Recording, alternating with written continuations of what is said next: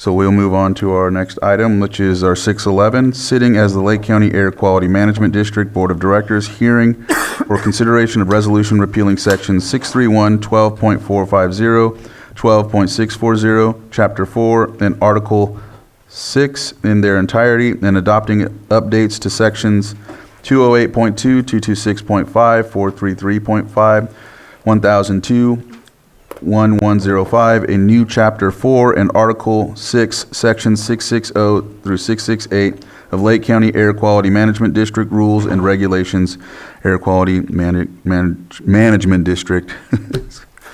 Go ahead, Doug. I've already diced it up, sorry. I will apologize for the length of that. Yeah, we have to list everything and all the little bits and pieces in order, for these items. So I have a little thing to go through, and then that'll be it. We've had 3 workshops already, so as you know, and we'll go forward from there. So this hearing is for consideration and adoption of the proposed rule changes. The proposed changes to the Lake County Air Quality Management District rules and regulations result from increased costs of district operations, compliance with federal requirements, changes to CAL FIRE policies, fire agencies' withdrawal from the burn permit program participation. The staff report attached to the resolution presents the recommended updates, changes, and implementation schedule as discussed and considered during the public workshops and hearings on June 10th, July 15th, and July 22nd, 2025. Several burn rules are proposed to be updated at this time. These are being proposed for several reasons. As mentioned above, the proposed updates to the burn rules provides a hard date for lifting the annual burn ban and an offset for that, which includes declaring specific holidays as no burn days.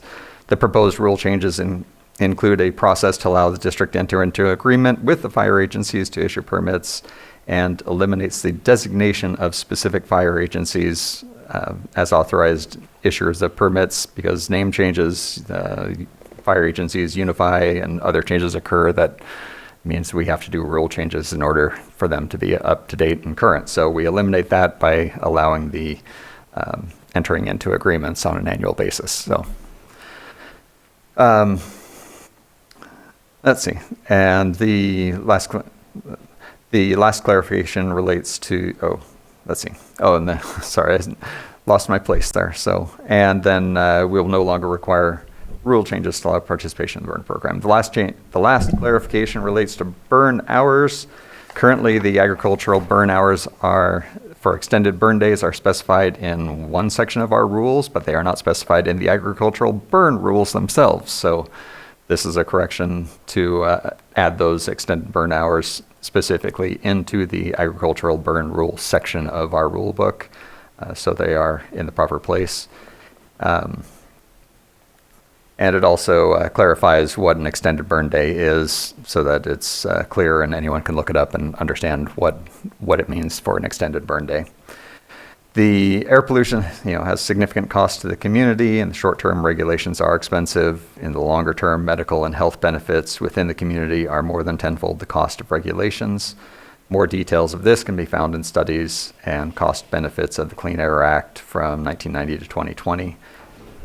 There are a number of reports out about this. What we have currently in Lake County is that local industries emitting air pollution have received significant economic advantage for the past 30 years due to the undercharging of actual costs. The district has prevented fee increases for all programs for many years, primarily as a result of short staffing and ensuring additional statewide mandates are avoided in attainment areas. But times have changed, and the legislature and state agencies no longer recognize the unique nature of attainment areas, so many of the regulations and reporting requirements relating to climate change, regional air pollutions are not just localized impacts, and as a result, the district is unable to keep up and cannot meet our current obligations. As such, the district has proposed a major fee rule update. This update is designed to make the district fee schedule more transparent and easy to understand. The existing fee schedule was created in the 1970s and has not changed significantly since. The second reason is for the fee rule update is to move the district from a potential to omit model of fees to a cost recovery model for fees. With increasing program requirements, reporting for specific industries and emission types, inventory tracking, monitoring, numerous other state and federal mandates, the potential to omit model does not reasonably allow for cost recovery related to staff hours required for these state and federal mandates.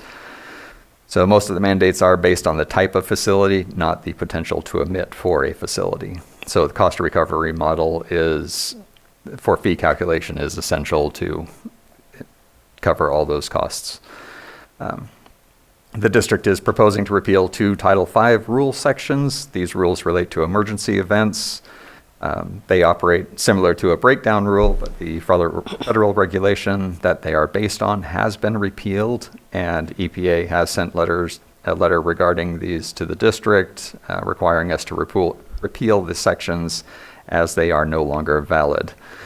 There are no sources in Lake County subject to the Title V permitting at this time, so there are no sources impacted by these changes. Now, approving all these changes does not change the environment or permit any activity.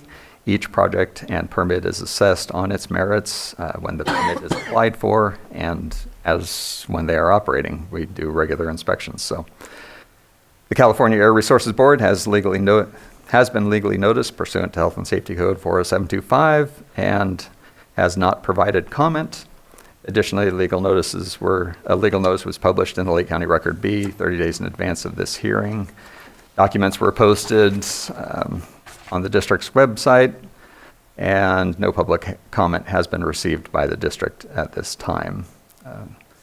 As such, the district recommends that the board adopt the resolution repealing sections 631, 12.450, 12.640, and Chapter 4, Article 6 in its entirety, and adopt updates to sections 208.2, 226.5, 433.5, 1002, and 1105, and adopt a new Chapter 4, Article 6, Section 660 to 668 of the Lake County Air Quality Management District Rules and Regulations.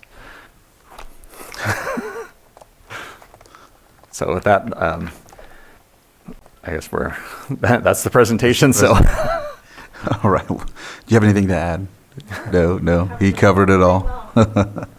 All right, Supervisor Sabatier, go ahead. So, appreciate that you and I were able to have a conversation last week before this made it on the agenda. This one's it's a difficult one. It's a huge increase. Granted, I think we're looking at a very similar, not similar, but in the same vein as what we saw in increases for the fire district when they hadn't changed theirs since the 90s as well. But this is a huge increase. So I appreciate that we've had a discussion. You're breaking it down by 7 years. I did catch a caveat that I have to question. This says for renewal fees, not for new. And so if there's a new business that comes in for something that, you know, like let's say a new gas station, right? It's not like it's different than another gas station. Eventually they'll get the same permit that the other gas stations have, and eventually they'll have the renewal as well.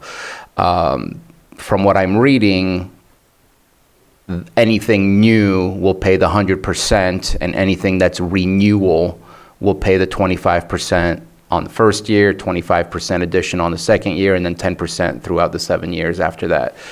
Am I reading that correctly? That is correct. That was one of the major discussion points we had in the first couple workshops. The problem was, how do you prorate something that doesn't exist yet?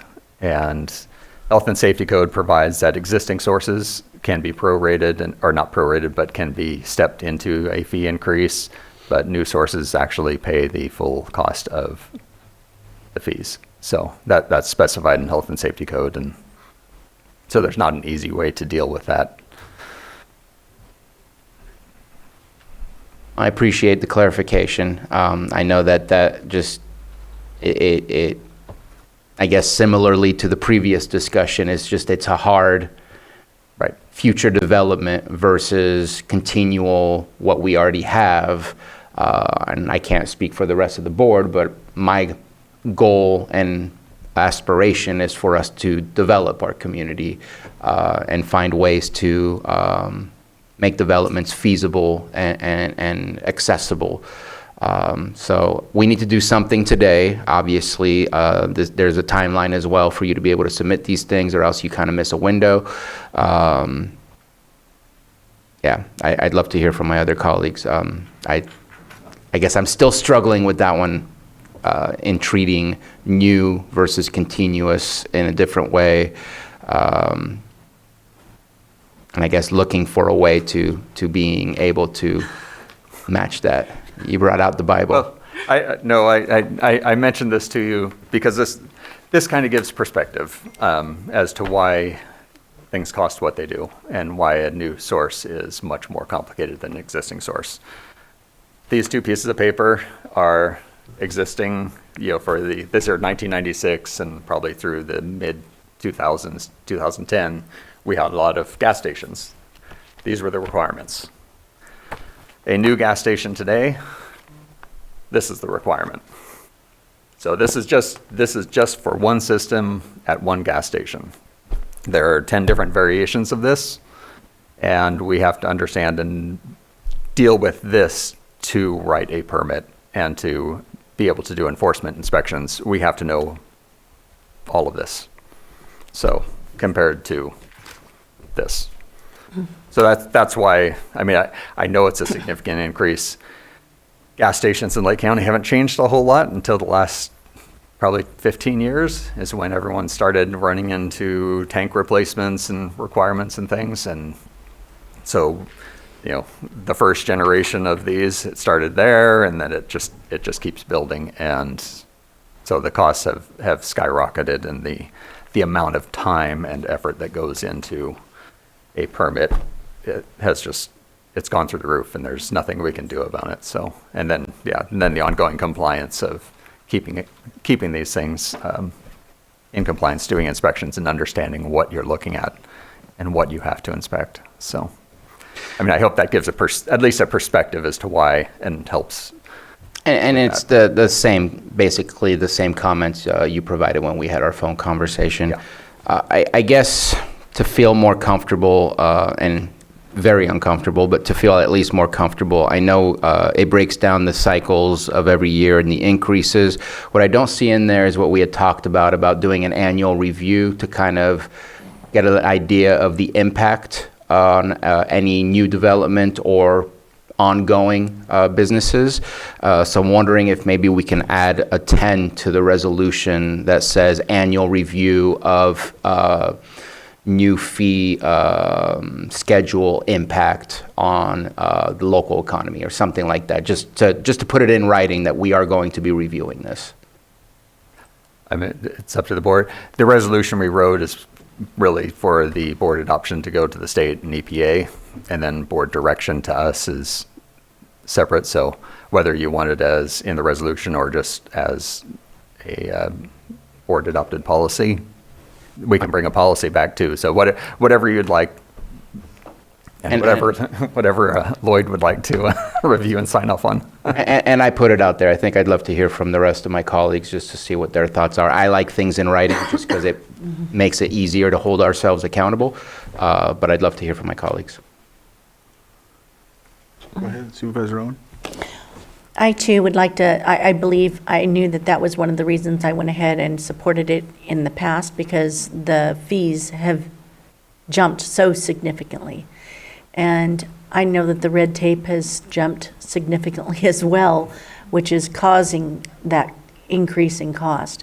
But I think we were supposed to reevaluate at each year, and I would like to see it in writing as well, so it doesn't slip between the cracks. The only thing my understanding was that we were going to do that during our draft budget every year. So that would be part of our draft budget presentation. So I'm still good on would be that. the impact fees. So yeah, Yeah, so however you want us to do that, whether it's part of a resolution or something else is fine. you have, it seems like the consensus is there. Supervisor? I'm fine with having that direction. I don't want to hold up the resolution, but So I don't know, Lloyd, would this hold it up? Well, your board has two main options under that proposal. You could either add language to the resolution and offer the resolution as amended, and so that would, the specific language would have to be stated on the record as to what would be added as, essentially, as an item 10 to the resolution. So that's one option. The other option is, as APCO Gerhardt mentioned, direction to staff to come back to the board, and that can be provided outside of the resolution for essentially by consensus giving direction to Director Gerhardt to come back to your board under certain terms and provisions and conditions on what to present. it sounds like the reso could go forward if we make an amendment, or, Yeah. I would like to have it in writing. I I'm think okay it with tells the that. public and it tells us, it just, again, it's something to have in writing that anybody can point to and say, you didn't do this or you did do this, rather than we can give direction. And I've seen us give direction where sometimes things don't always come back. So putting it in writing, in my opinion, is the best way to go. All right. Yeah, go ahead. The only option I was going to give you, we can put it in the resolution, or if you would like us to bring a policy back for board adoption with direction there, so it's a written policy to come back annually to review fees, and so Lloyd? whatever your preference. Go ahead, Lloyd. Yes, as Director Gerhardt mentioned, that's totally up to your board. That is an option. On the policy side of things, direction can be by consensus given to staff to come back to the board with a written policy for your board's approval. That is also an option under this direction to staff option. Should we just do an amendment? Well, that would be the first option. If there's going to be language plugged in or added to the resolution document itself, that would be an option as well for your board to do, and then the resolution would be offered as amended. Does that sound like it works for everyone? yeah. All right. We're going to open it up to the public. Is there anyone from the public that has a comment about this item on the agenda? All right, I will bring it back to the board for action. Lloyd, did you have something else? I see you by the microphone. Well, if You're your ready. board is leaning towards amending the resolution language, Right. your board may need to get some clarification as to that language. I have the starting language, but essentially the language itself, the added language would direct staff so that item 10 may be added to state the following: air pollution control officer is directed to provide an update to the district board of directors on, and that would be up to your board as to what those updates would be. Go ahead, Supervisor Sabatier. And I have here, because I started writing it as well, to continue the Board of Directors annually during the budget process, the impacts the new fee schedule has had on the local economy. All right. And that's broad enough to say number of businesses, a loss of businesses, just to get an idea. I mean, it could be an indirect impact, it could be a direct impact. We'll have to figure that out, but I want to know how this is working and how it's not working, because it's a large number, and I just feel we need to at least pay attention to what it's doing in case we have to hit the brakes because it's doing something completely, an adverse impact that we did not anticipate. How are you going to quantify that? Right, that was my question. Well, there's no it's just a report of how many new businesses did you do and how many less renewals did you do. I think that tells us if there's a loss of business or if there's less new businesses or more new businesses.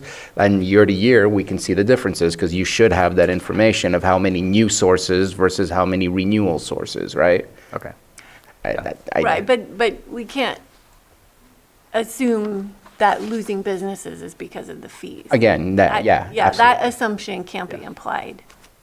And I don't believe it's implied that the review will Right. automatically dictate that it's because of, but I would like to at least have a review. That's fine, I just Yeah. want to make sure that, I appreciate the clarification, Yeah. because there are economic impact studies. Of course, tariffs Bay and other Area things. and South Coast and others do that are, thousands of pages long, and they do, they have economists and all sorts of people. So the clarification that is more than doable, and happy to provide that. So, All right. Anything else, Lloyd? Did that language work? That should work. So just to confirm, under adding an item number 10 to the resolution, where the air pollution control officer is directed to provide an annual update to the district board of directors during budget hearings, the update would be on impacts of the fees on the local economy. And that would be offer as amended. I don't know if we can have that language because we're not going to know if it's really affecting, how it's affecting the economy. If you want to just have language on new businesses. So new sources or renewed sources? Yeah, new sources and renewed sources. yeah. Permits issued, permits renewed, Yeah. permits dropped. I think that's great data for us to have anyway. The Yeah. financials of how it affects the financials. And we'll get that part during the budget period anyways. But the number of licenses and permits, as Supervisor Pyska was stating, it is something we need to know and should know for other reasons than just this. All right. So I'm good with that language. All And right. it would be offer as amended. I offer the resolution as amended. Resolution has been offered as amended. All right. Director Owen, Aye. Director Sabatier, Aye. Director Rasmussen, Aye. Director Pyska, Yes. and Director Crandall. Yes. All right, that passes 5-0. Thank you very much. Thank you.